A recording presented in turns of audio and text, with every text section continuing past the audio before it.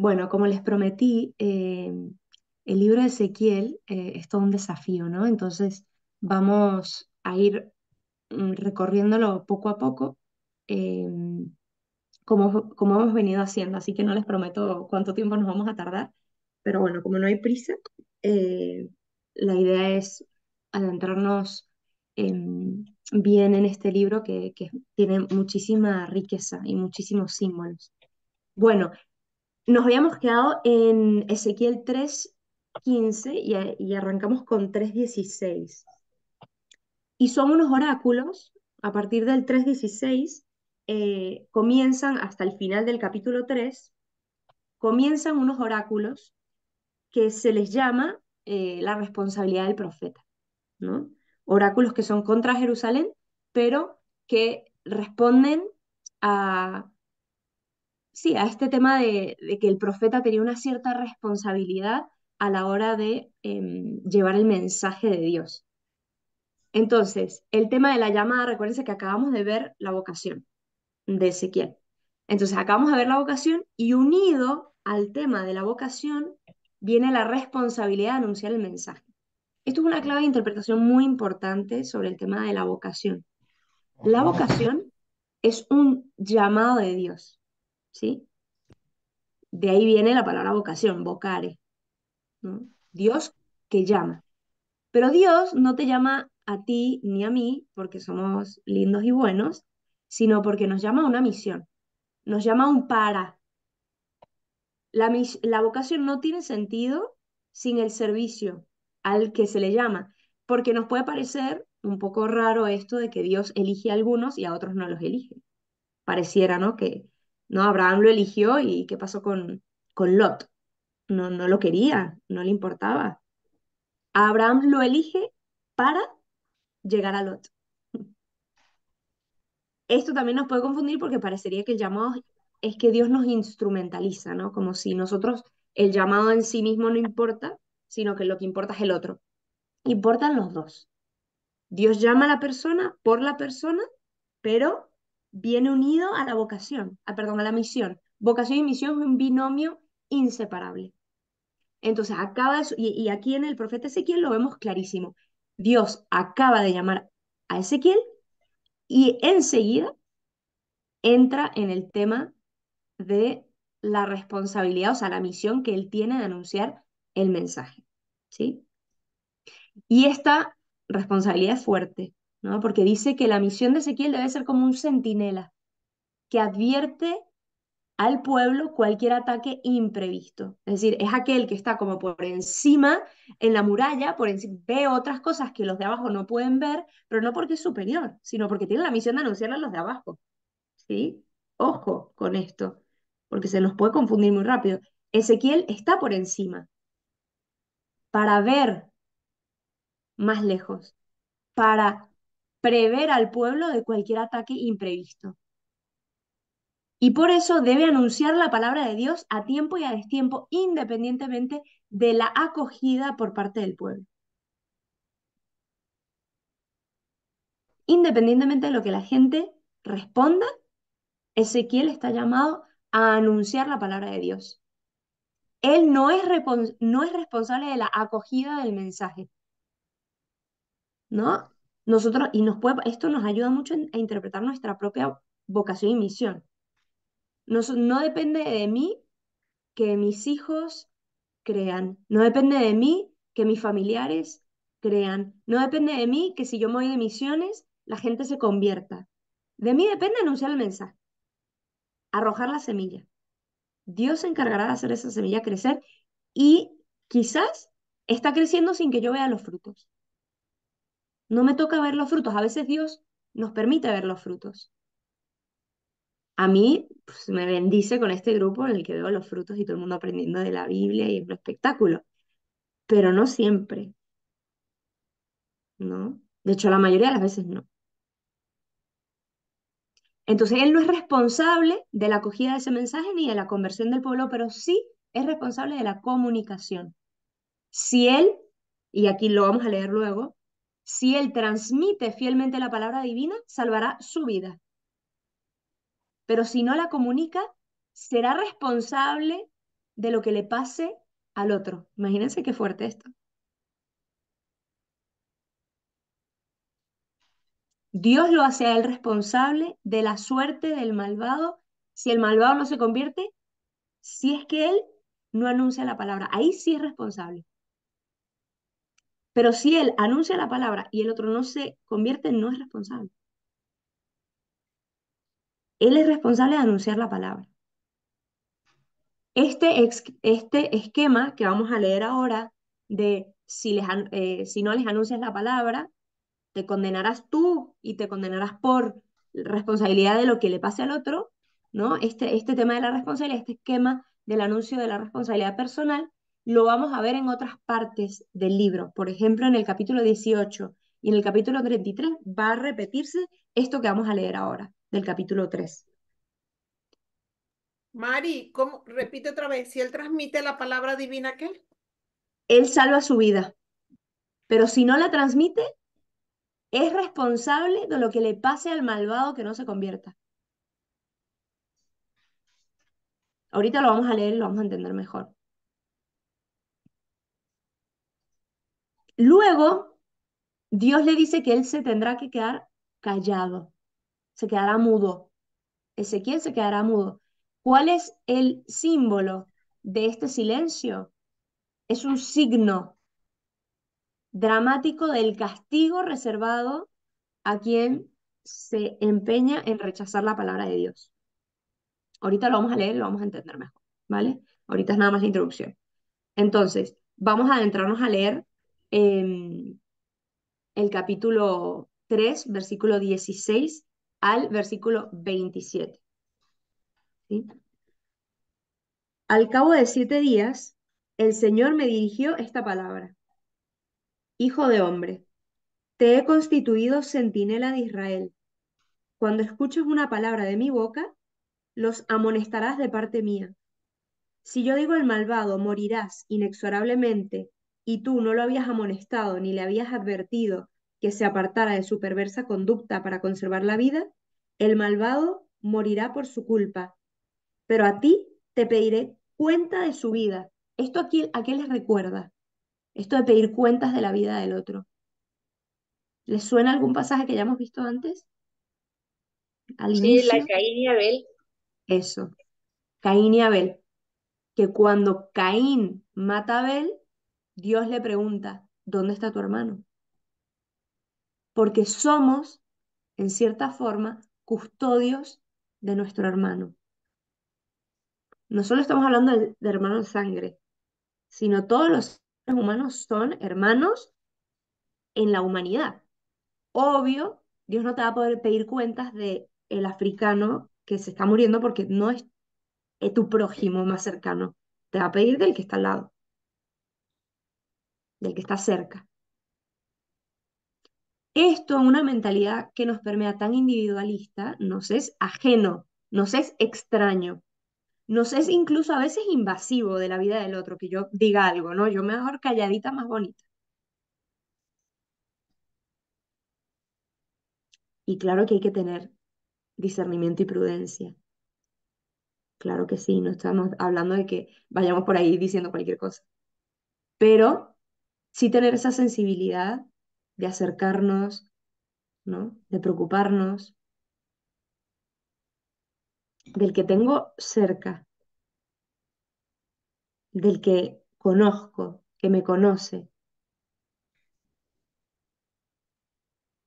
Entonces aquí le dice, ¿no? A ti te pediré cuenta de su vida. En cambio, y aquí viene, si amonestas al malvado y él no se convierte de su maldad y de su perversa conducta, entonces él morirá por su culpa, pero tú habrás salvado tu vida. Si al contrario el justo se desvía de su justicia y obra mal, yo le pondré una trampa y morirá.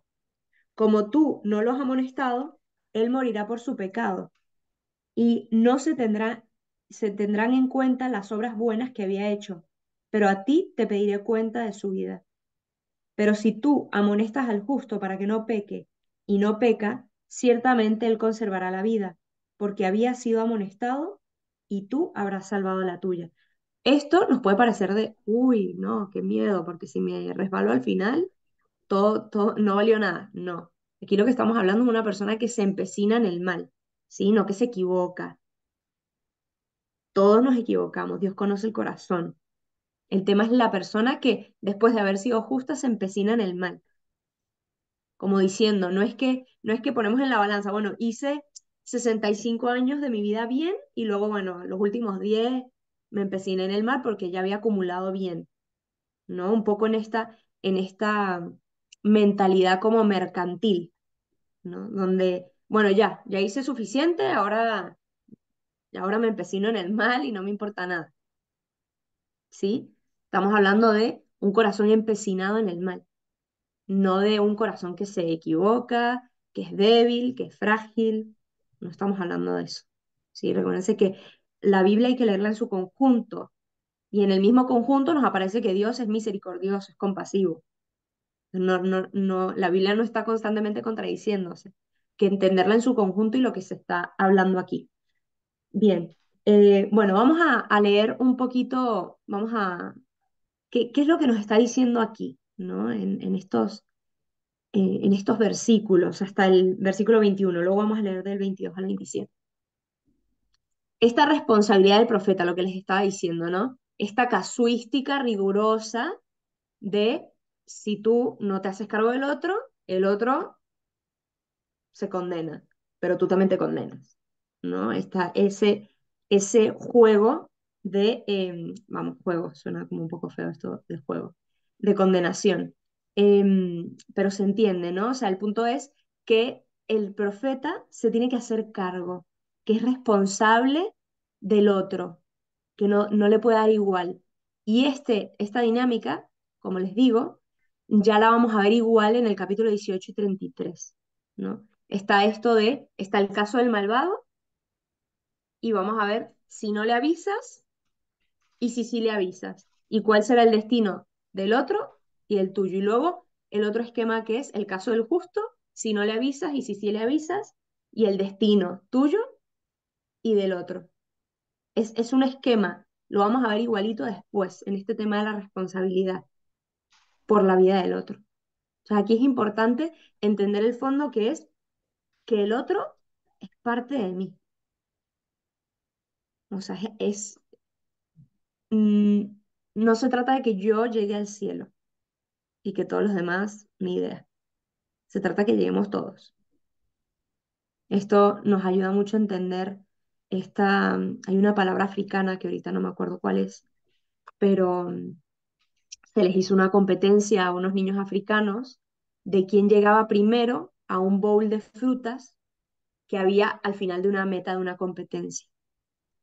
Y los niños africanos, cuando les dijeron, uno, dos, tres, salgan, corran, una cesta de frutas para un niño africano en ese contexto era algo muy significativo, ¿no? Pues todos los niñitos se agarraron de la mano y llegaron todos, juntos. ¿Por qué? Porque para ellos era qué sentido tiene que yo llegue y que el otro no tenga fruta. Eso no va a ser felicidad para mí. Felicidad es que yo tenga fruta y la tengan todos los demás. Esa es mi verdadera felicidad.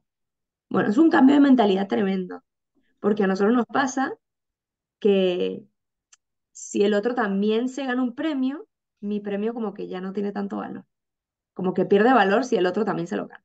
¿No? Tenemos como esa mentalidad. Bueno, sí. Ay, ¿cómo te fue en el examen? Saqué 10, sí, pero todo el mundo sacó 10, así que en realidad estaba muy fácil. Como que perdió el valor, ¿no? Bueno, ¿y cómo estuvo la competencia? Bien, pero todos nos ganamos una medalla. Como que, si nos ganamos todos una medalla, como que mi medalla no tiene valor. Tenemos esa mentalidad. Solo es premio si lo tengo yo y no lo tiene el resto. Fíjense, la mentalidad, ¿no? Y al contrario, debe ser cómo me voy a alegrar yo si tengo algo que el otro no tiene. Yo creo que todos lo tengamos, ¿no? Bueno, esto es, pues este es el pensamiento que hay de fondo. Llegar al cielo sí, pero todos,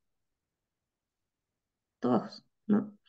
Bueno, seguimos leyendo. El Señor puso su mano sobre mí y me dijo, levántate, sal a la vega y allí te hablaré.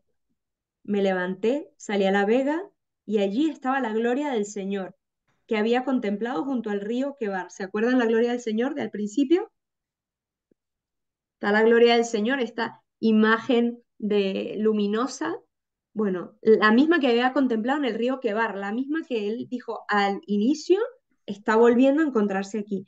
¿Y qué hace? Vuelve a caer rostro en tierra. Recuérdense que ante la grandeza de Dios, él lo que hace es caer a tierra. ¿Y qué dice? El Espíritu me levantó y me dijo. Él estaba débil, no podía estar ante la presencia de Dios y vuelve el Espíritu y lo levanta. Ven y le dice así, ven y enciérrate en tu casa. A ti, hijo de hombre, te pondrán cuerdas, te atarán con ellas y no podrás soltarte.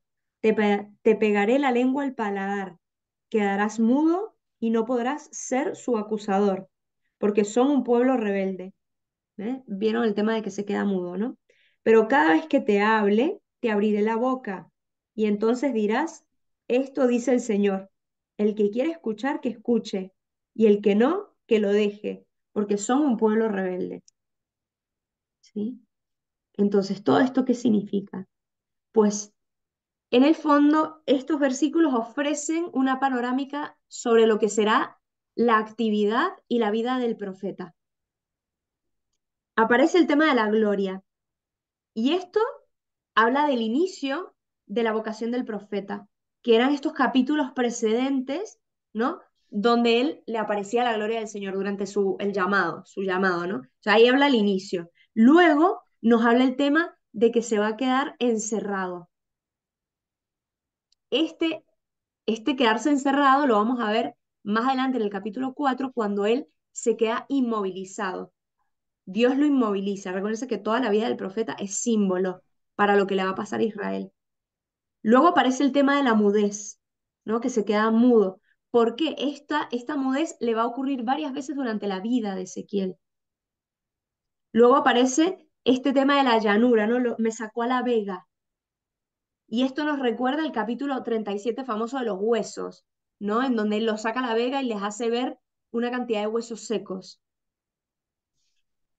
Entonces, de esta manera, en estos versículos estamos viendo como a modo adelantado, como a modo de fast forward, todo lo que le va a suceder a Ezequiel durante su vida. Pero lo central aquí es que él va a hallar la gloria del Señor en tierra pagana, en Babilonia. O sea que en Babilonia se le va a presentar la gloria del Señor.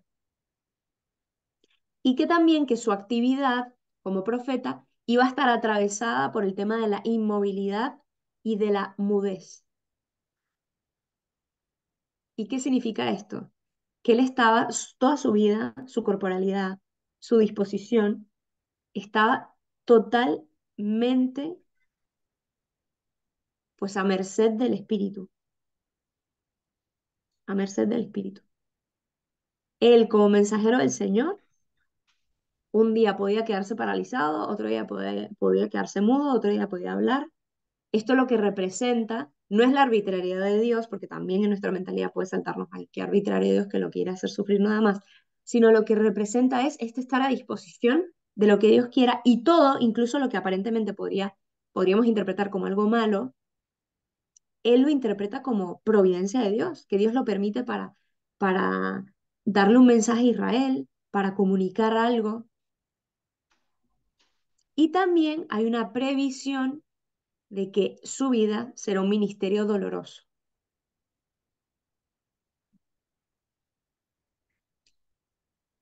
A la vez que estos versículos nos representan como una mirada, el horizonte de la vida de Ezequiel, también son imágenes, son símbolos de lo que le iba a pasar a Jerusalén, al pueblo de Israel. Por ejemplo, el tema del encierro, que le dice, ve y enciérrate en tu casa, es una imagen evidente del asedio que va a sufrir Jerusalén en la segunda deportación.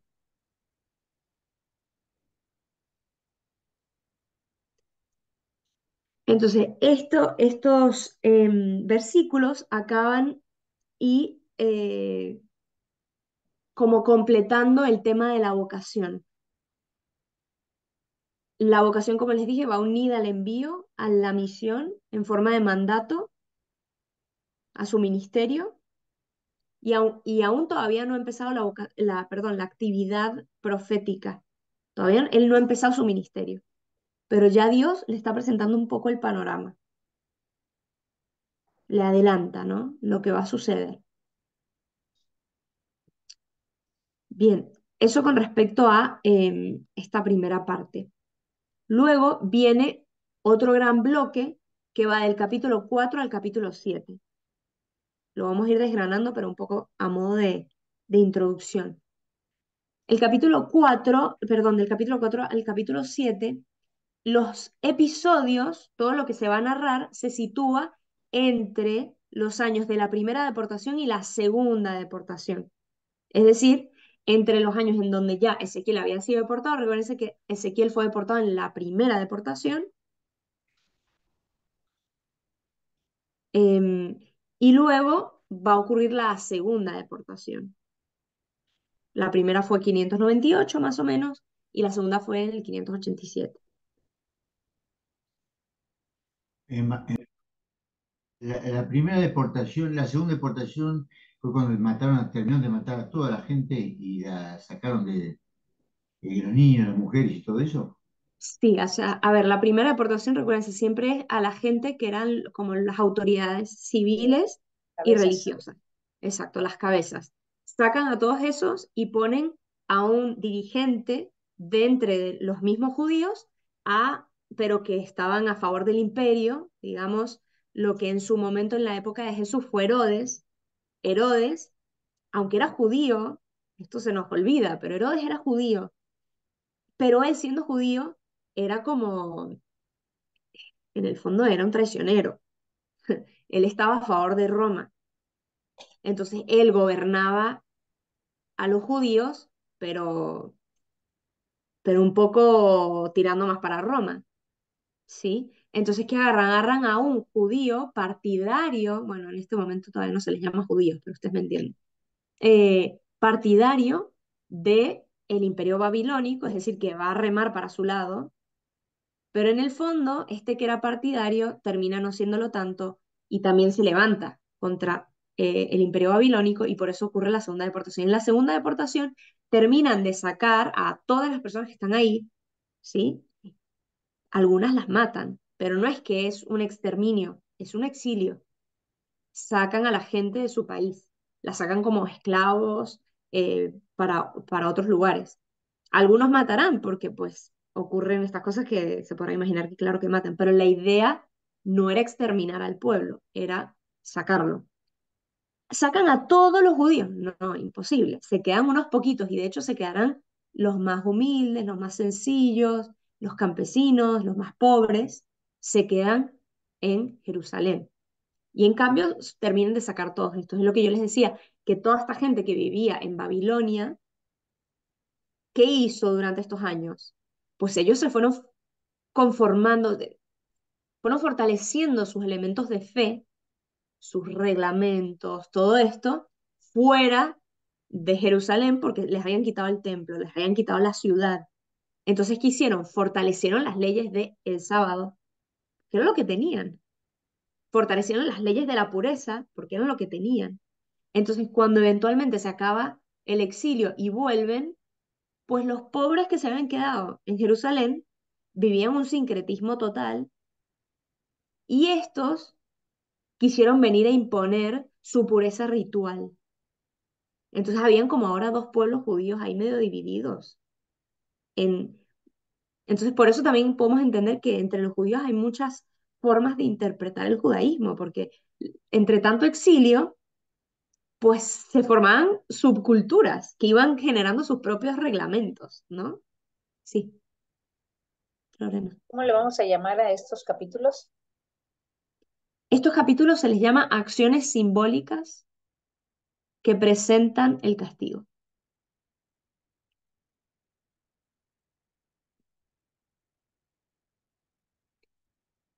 Pero bueno, todo esto para decir que todos estos episodios ocurren entre la primera y la segunda deportación, que son 10 años. Es un periodo de 10 años. La segunda deportación es cuando viene Nabucodonosor y asedia a Jerusalén y destruye la ciudad. Destruye las murallas, destruye el templo y es pues la gran desolación de Israel, ¿sí? Entonces, todos los gestos y actuaciones que va a tener Ezequiel durante estos capítulos tienen un claro valor simbólico. Por lo tanto, nos va a pasar como a Jeremías. ¿Se acuerdan en Jeremías que de repente hacía lo del cinturón, lo de la higuera, ¿no? Muchísimos símbolos que tenemos que interpretar, tenemos que entender qué es lo que están tratando. Entonces, estos gestos de valor simbólico se encuentran fuera de comportamientos normales, ¿sí? Son como una especie de pantomimia, o sea, es como una cosa que llama la atención, ¿no? Es como...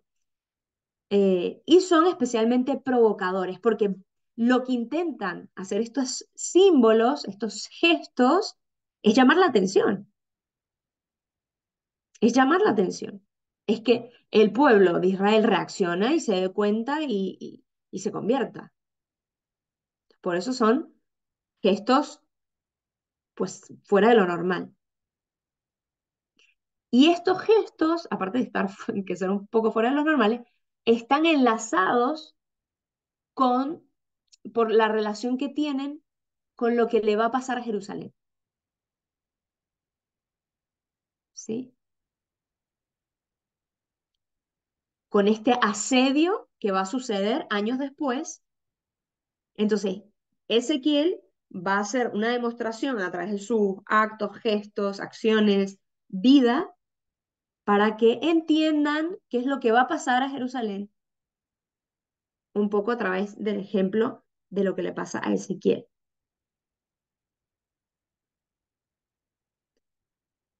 ¿Qué va a ser Jerusalén? ¿Qué le va a pasar? Va a ser asediada, va a ser reducida a una escasez extrema, va a ser atacada por por pueblos opresores y reducida a la humillación, y va a ser un castigo que alcance a todas las regiones de Jerusalén, o sea, a todo el pueblo de Israel, porque toda ella se encuentra contaminada por cultos idolátricos, y que estos cultos idolátricos son causa de los pecados del pueblo. Yo sé que soy muy repetitiva con este tema de la idolatría, porque a veces cuando leemos la idolatría, fácilmente nos podemos desvincular, eso no tiene nada que ver conmigo, porque yo no estoy alabando a becerros de oro. Resulta que sí estoy alabando a becerros. Cuando tengo una preocupación extrema por las cosas de este mundo, por el dinero, por el éxito, por estar bien, y lo disfrazo, ¿no? Digo, no, no, bueno, pero normal, todo el mundo quiere tener una situación, pero cuando hay un extremo de angustia, toda mi atención se vuelve hacia allá, yo volví a ser un ídolo. Tiró todo mi foco ahí, mis pequeños idolillos. Y tenemos que descubrir cuáles son esos idolillos que me alejan de Dios, que me descentran. La mirada de los demás, la presión de grupo. No, pero eso es algo que sufren los adolescentes. Nosotros ya somos todos adultos, ¿verdad? Aquí nadie nos afecta que al hijo del otro le estén haciendo esto y mi hijo me regrese y me diga, ¿y por qué a mí no? No, a nadie, aquí nadie le afecta esas cosas. Eso es de otra gente. No, a nadie le afecta que vamos a una boda y cuánto es que hay que pagar y cuánto es que hay que dar y cuánto y cómo se va a vestir la gente, ¿no? O sea, no, a nadie le afecta. Claro, a todos nos afecta. Pero ¿qué tanto nuestra vida se va dirigiendo por eso y no por buscar la voluntad de Dios, buscar el reino de Dios y lo demás se os dará como añadidura, por añadidura, perdón. ¿Realmente busco yo el reino de Dios como mi único pasión? Y buscar el reino de Dios no significa pasármela en la capilla o en la parroquia. Significa buscar no criticar, buscar vivir en la libertad de los hijos de Dios, buscar servir, buscar entregarme en mi trabajo, buscar ser paciente y misericordioso con mi pareja, buscar tantas cosas, ¿no? Eso significa buscar el reino de Dios, vivir la caridad, ¿no? Me preocupo tanto por vivir la caridad como me preocupo por otras tantísimas cosas. El otro día alguien estaba súper preocupada porque la escucharon, no, estuvo criticando a alguien y pensó que la persona a la que estaba criticando la había escuchado. Y un agobio, y yo le pregunto, ¿pero tú estás agobiada porque esta persona te escuchó o porque te sientes llamada a dejar de criticar y a convertirte? ¿Dónde tiene que estar el foco de mi preocupación? ¿No? ¿A vivir más intensamente la caridad o a no quedar mal con el otro? A que no se genere tensión en el ambiente. Que a ver, que ojalá que no la haya escuchado para no hacerle daño, pero se entiende lo que estoy tratando de comunicar, ¿no? O sea, ¿dónde está mi...? Bueno, esos son los idolillos, que al final, ojalá que nos preocupáramos tanto por vivir la caridad, como nos preocupamos por cualquier otra cosa que nos preocupamos, ¿no? Por amar a Dios, por buscar su voluntad. Bueno, ¿cuál era el pecado de Israel? Los cultos idolátricos, igual que nuestro pecado. Es el mismo que nuestro pecado. No es un pecado el que esa gente primitiva tenía y nosotros no. Esa gente primitiva somos nosotros, que tenemos ese mismo pecado, el mismito, que estamos más afanados por buscar las cosas de este mundo que por buscar, y todos, me incluyo, que por buscar el reino de Dios y su justicia, ¿no? Entonces, bueno, todo esto, eh, el profeta lo va a demostrar lo que va a venir a través de sus actuaciones. Ahorita lo vamos a ver. Gestos o lo que sea que vamos a ir viendo. Pero ¿qué pasa? ¿Qué creen que pasa al final? Siempre el profeta deja abierto el camino a la esperanza, ¿no?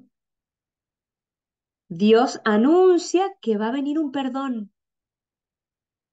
La palabra última no la tiene la condena, no la tiene el castigo. Hay que volver a reinterpretar el tema del castigo. El castigo es medicinal y todos los que son padres lo han vivido. El castigo no me estoy refiriendo ni a pegar ni a maltratar, no estoy hablando de eso. Estoy hablando de un límite sano que hay que poner en ciertas ocasiones como medicina. Por ejemplo, un chico que salga y está manejando a 200 kilómetros, se le quita el auto. Se le quita el auto, es un castigo. Pero es medicinal. ¿Para qué? Para que se dé cuenta que manejar a 200 kilómetros es peligroso por la vida de él y del otro. Para que no lo vuelva a hacer. Pero como es algo curativo, es algo que lo está cuidando. No estamos aquí hablando de la sobreprotección, estamos hablando ni del maltrato ni de la sobreprotección, ¿no? Creo que se entiende. Pero el punto del castigo hay que entenderlo, ¿sí? Hay que entender. Dios no nos hace bien si yo trato a todo el mundo mal y eso a mí interiormente no me afecta. Me afecta y de repente la gente me deja hablar y puedo percibir eso como un castigo, ¿no? De nuevo, es una consecuencia directa de lo que yo hago. Pero eso me puede llamar a la conversión, a cambiar mi comportamiento, porque a mí, ni al otro le hace bien que yo me comporte así. Entonces, tenemos que ir configurando nuestra mente, ¿no? El tema del castigo, ¿no? El castigo suena a represión, suena a maltrato, ¿sí?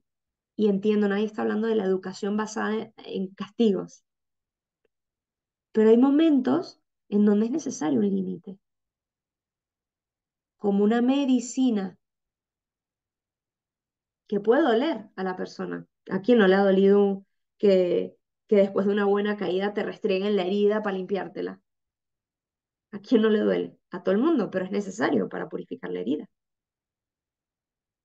Un castigo puede ser doloroso, no pasa nada. El dolor es un buen pedagogo. Nos enseña a abrir el corazón, a ser más empático, a ser más humilde, a cuidar al otro, ¿no? Bien, entonces, ¿qué pasa? Que sí, Dios, Ezequiel dice, va a haber un castigo, pero el castigo no tiene la palabra definitiva. Hay un perdón y que Dios va a dejar sobrevivir a un resto, un pequeño resto. Recuérdense siempre, cuando vayan a la iglesia y vean a poquitas personas, no tienen que perder la esperanza por eso.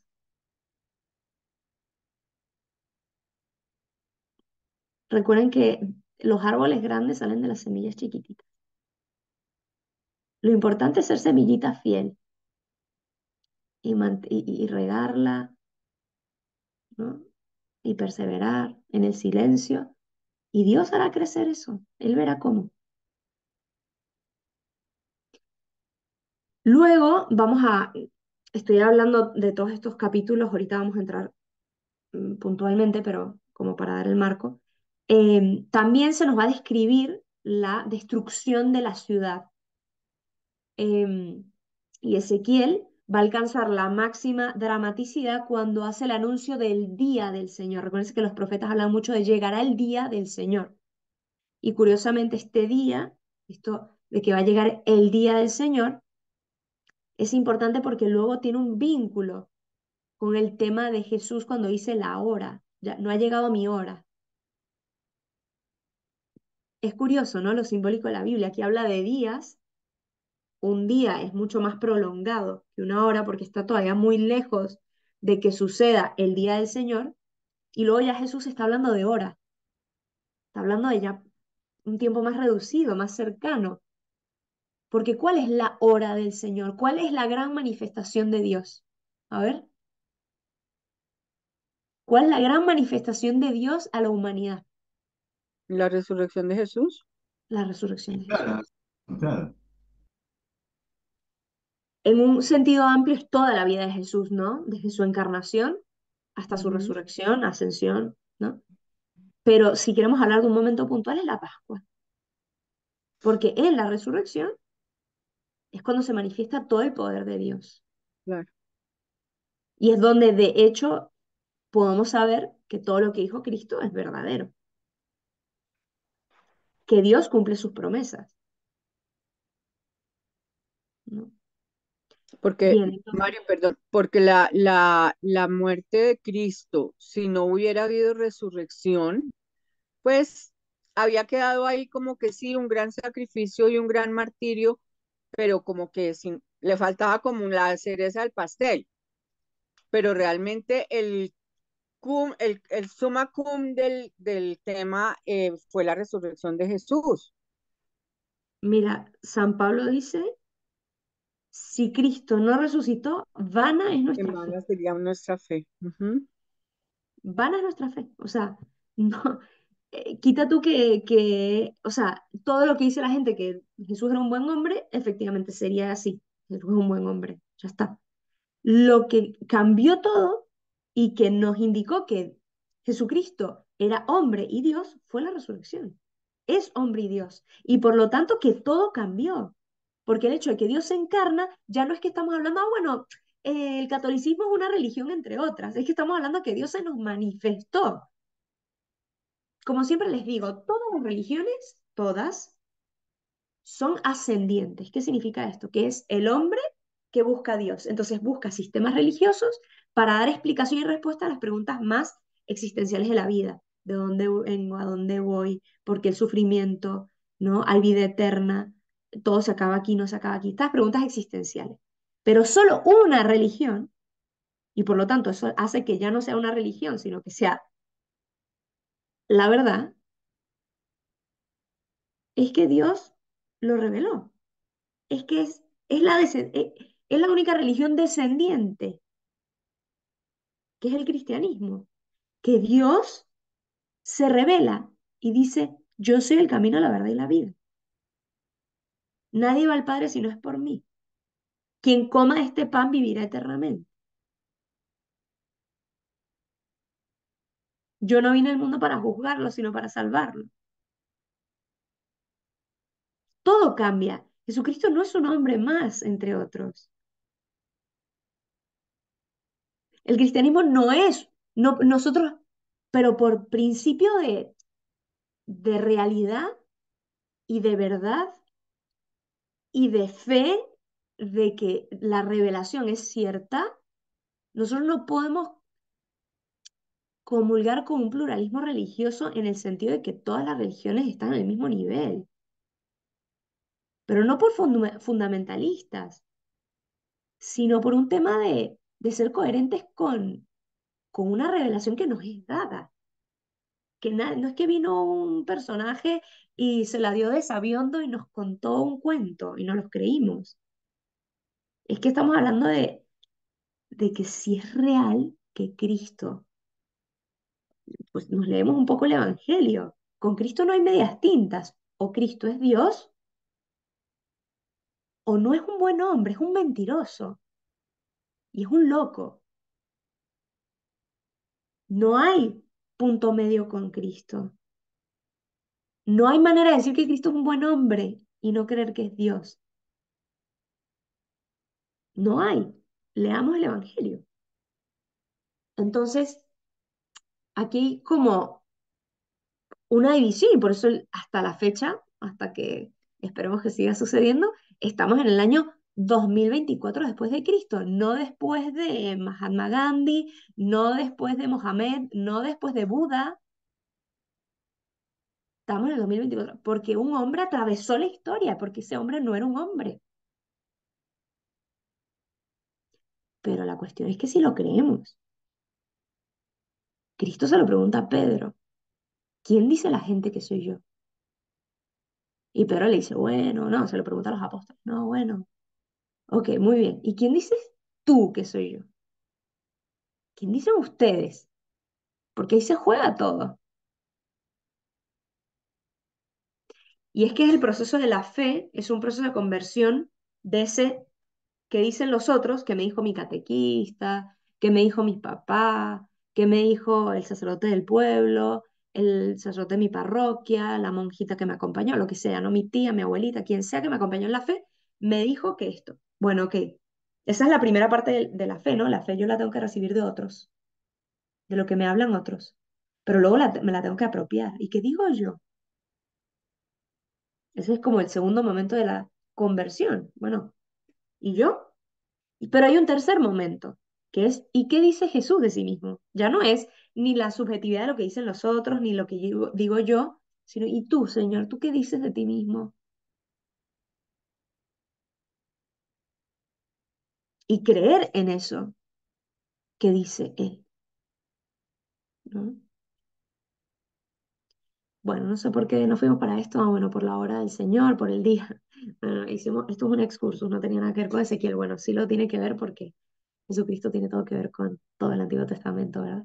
Pero bueno, el punto es, Ezequiel se va a ver que después de todo esto habla de el día del Señor, ¿no? Vendrá el día del Señor, como este día de la manifestación del Señor, pero que en el Antiguo Testamento se ve como un momento terrorífico. Y de hecho en el Nuevo Testamento hay momentos que también se ve como un momento terrorífico, ¿no? Lo mismo habla Jesucristo de su día como el momento de la segunda venida, ¿sí? Recuérdense que nosotros estamos en algo que se llama la escatología intermedia.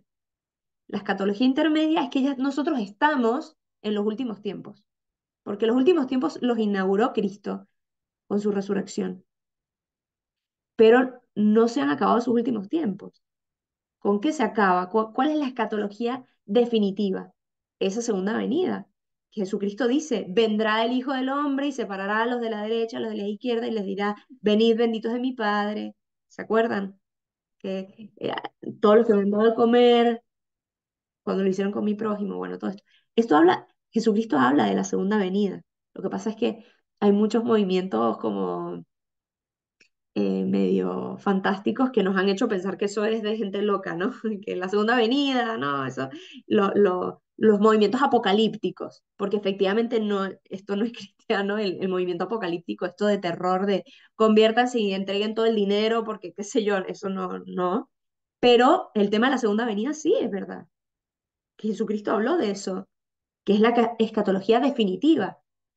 ¿Qué es esta escatología intermedia? Es que la gente que ha muerto y ya está en el cielo como muchos santos, todavía no tienen su cuerpo. Esto ya lo hablamos una vez. No tienen su cuerpo. ¿Qué quiere decir? Están las almas, pero todavía no ha ocurrido la resurrección de la carne. Y ojo, nos puede parecer esto una... ¿Cómo? ¿Qué es eso de la resurrección de la carne? Lo decimos todos los domingos en el credo. Yo creo en la iglesia, en el Espíritu Santo, en la Santa Iglesia Católica, en la comunión de los santos, en el perdón de los pecados. Yo creo en el perdón de los pecados, en la resurrección de la carne y la vida eterna. ¿Qué es eso de la resurrección de la carne? Pues en la escatología definitiva, ya cuando se acabe este mundo y será un mundo nuevo, lo dice el Apocalipsis, la tierra nueva, los cielos nuevos. Vendrá ese momento y ¿qué pasará? Pues ahí habrá la resurrección de la carne. ¿Quién Discúlpame, está en ¿qué es? el cielo? ¿Quién está en el cielo con la carne, con cuerpo? Y Jesús y María, los dos, seguro. Perfecto. Jesús y María. Jesús, buenísimo, él es Dios. Pero María es prenda de nuestra salvación. ¿Qué significa prenda? ¿Quién sabe esa terminología un poco antigua? Prenda. Cuando tú das en prenda algo. Acá cuando en plena pedís un crédito te mete una prenda para que no te vaya con la guita. Exacto. Prenda es que tú, claro, ahí un poco es una, pero en realidad es un préstamo, ¿no? O sea, es una forma de asegurarte algo que todavía no tienes completamente, pero lo vas a tener. María, como es totalmente humana, la Virgen no es Dios y hombre, es solo mujer, solo, pero ya está en el cielo con un cuerpo. Ella, al nosotros saber que ella está así, es una forma de nosotros saber que la promesa de Dios es real. Es como alguien que, típico, no sé si les ha pasado estar subiendo una montaña y dice, esta montaña es imposible de subir y en eso ves a alguien bajando. Y le pregunta, ¿cuánto queda? ¿Tú llegaste? Sí, ah, bueno, si ese llegó, o sea, es posible al menos llegar, ¿no? Es posible. O sea, si hay alguien ahí, pues es posible. Bueno, María es prenda de nuestra salvación. O sea, ella nos dice es posible. Y no solo es posible en cuanto que tú lo tienes que hacer con tu fuerza, sino que Dios lo hace. Dios cumple la promesa, ¿no? Cumple la promesa. Bien, entonces, Ezequiel nos va a mostrar que dentro de todos estos sufrimientos que va a tener el pueblo de Israel, van a haber varios efectos y los principales en esa época, que eran los más terribles, era la guerra, la peste y el hambre. La guerra trae como consecuencia, la guerra es consecuencia del pecado. Estómago. ¿Por qué? Porque son los hermanos peleándose entre sí. La guerra trae como consecuencia la carestía debido a los saqueos. Y también trae como consecuencia el hambre. Y el hambre trae como consecuencia la muerte. Y la muerte trae como consecuencia la descomposición de los cadáveres y la pestilencia y la peste, ¿no? Entonces, si nos ponemos a leer qué es lo que dice estas acciones simbólicas, dice así, ¿no? Capítulo 4. Hijo de hombre, coge un ladrillo, no lo vamos a poder leer completo, pero unas partes vamos a intentar leer. Hijo de hombre, coge un ladrillo, póntelo delante y graba sobre él la ciudad de Jerusalén. Diseña obras de asedio, levanta un muro de asalto, apisona un terraplén, instala ante ella campamentos y emplaza arietes alrededor. Coge una plancha de hierro y ponla como muro de hierro entre tú y la ciudad. ¿De qué está hablando aquí Ezequiel? Ezequiel está hablando de nuevo, estamos en acciones simbólicas. Entonces, eh, es un tipo de oráculos proféticos en que la palabra de Ezequiel es sustituida por un acto, un gesto que prefigura un acontecimiento, ¿sí? Este acto a veces es extraño, es difícil de entender. A veces es un acto, un gesto concreto, a veces es parte de la vida del profeta, que se convierte en un oráculo viviente. Generalmente, estos oráculos o estos gestos simbólicos se presentan en forma de narración, así como acabamos de ver, que incluye un mandato de Dios, que Dios le dice haz esto, ¿sí? Entonces, aquí vemos cómo en Babilonia se emplean los adobes. Estos ladrillos son adobes, ¿sí? Para escribir y dibujar. Entonces, en el fondo, lo que está pidiendo es que haga, grabe sobre él, ¿no? La ciudad de Jerusalén. Probablemente será el plano de Jerusalén, ¿no? Y entonces pide que construya alrededor de esto. Esto es como hacer una especie de maqueta, ¿sí? Hacer una especie de maqueta de lo que iba a suceder. Entonces hacen el dibujo de Jerusalén, le pide que diseñe obras de asedio, pero todo esto como una especie de maqueta. Y luego dice que ponga una plancha de hierro entre esta ciudad no la ciudad enorme, sino esta maqueta de la ciudad, y el profeta, ¿sí? ¿Qué pasa? ¿Esto qué representa? Representa la ciudad, ¿sí? Representa cómo la ciudad va a ser asediada y también representa que Ezequiel está distante de esta situación, que él tiene una supremacía. ¿Por qué? Porque él rechaza todo lo que la ciudad está haciendo. O sea, él no tiene el mismo comportamiento que el pueblo. Y por eso se separa con una sartén de hierro, con una plancha de hierro. ¿Se entiende? ¿Sí?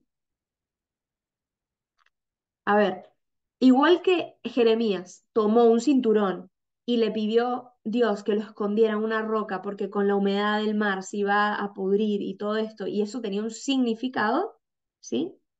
Es como una especie de parábola. Así como Jesús decía parábolas y luego las explicaba, en este caso le pide, construye, agarra un adobe y haz la ciudad de Jerusalén, ¿sí? Es como agarrar un ladrillo y dibujar en la maqueta de Jerusalén. Y le pide ahí alrededor, pon como si la ciudad estuviese siendo atacada.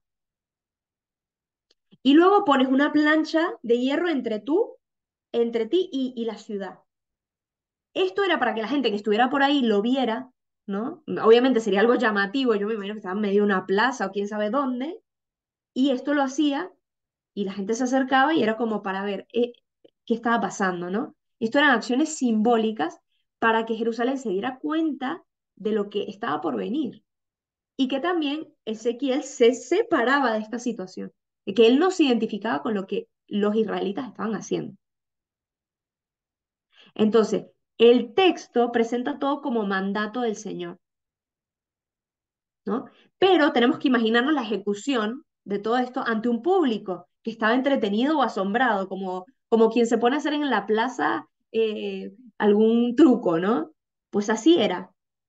Entonces él, al final, el profeta, sentencia que esto significa algo, que va a venir un asedio contra la ciudad, ¿sí? ¿En qué momento lo hace eso? ¿En qué momento, en qué sentido? El Sí, anuncio de lo que... eso de la maqueta con la ciudad asediada y la plancha de hierro y todo eso. Bien, vamos a seguir leyendo.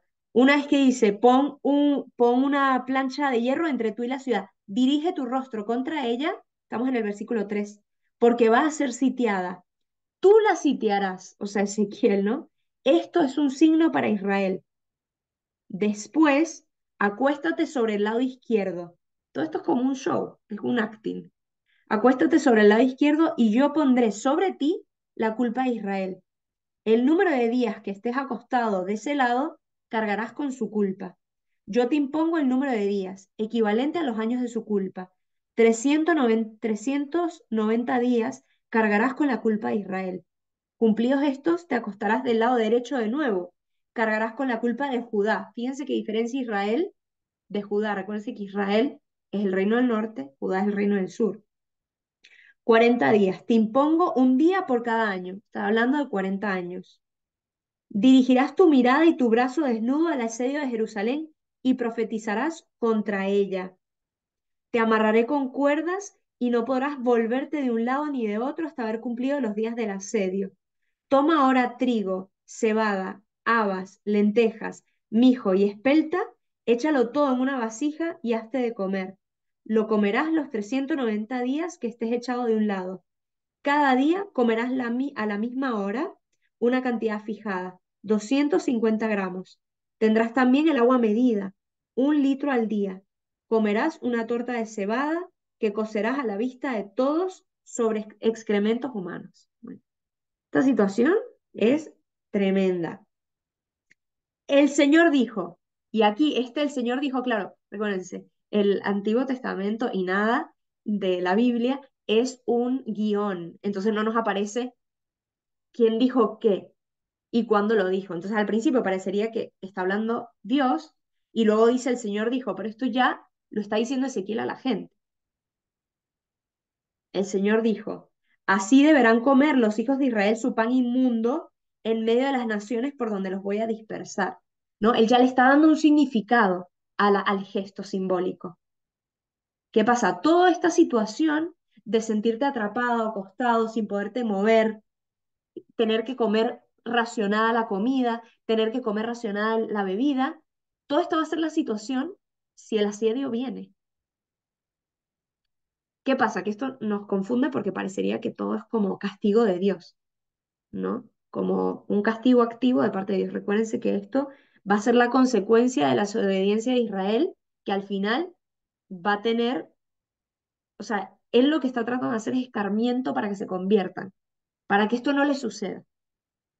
Y les demuestra con un gesto simbólico de Ezequiel lo que va a suceder si siguen por el camino y el asedio va a venir, ¿sí? A los 10 años va a venir. Esto es, no sigas por este camino porque esto es lo que te va a pasar, ¿sí?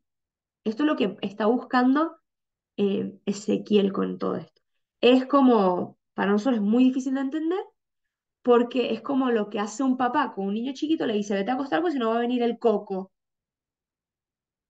¿no? Uy, no, pues sí, me voy a ir a acostar, pero no quiero que venga el coco, ¿no? Y me va a comer. El pueblo de Israel es como un niño chiquito en este momento, que necesita que se le hable así para que entienda lo que le va a pasar. Y de hecho, cuando viene el asedio, le pasa esto. Esto que vemos de excremento humano, que nos parece un horror, el excremento de animales se usaba como combustible para el fuego. En las situaciones de mayor pobreza se utiliza así. A nosotros nos parece un horror. Pero esto es lo que sufre la gente. Y ojo, esto lo tenemos hoy. Probablemente la gente de Ucrania está pasando por situaciones semejantes. Bueno, no voy a seguir, quedamos ahí un poco en desorden porque no expliqué lo que leí, pero vamos a quedarnos en ir explicando esta parte, ¿no? Para que no quede tan en el aire, pero para no alargarnos más. Vamos a quedarnos en la explicación del capítulo 4, ¿sí? Em, Creo que va a ser lo mejor para no confundirnos. Bueno, y bien, preguntas.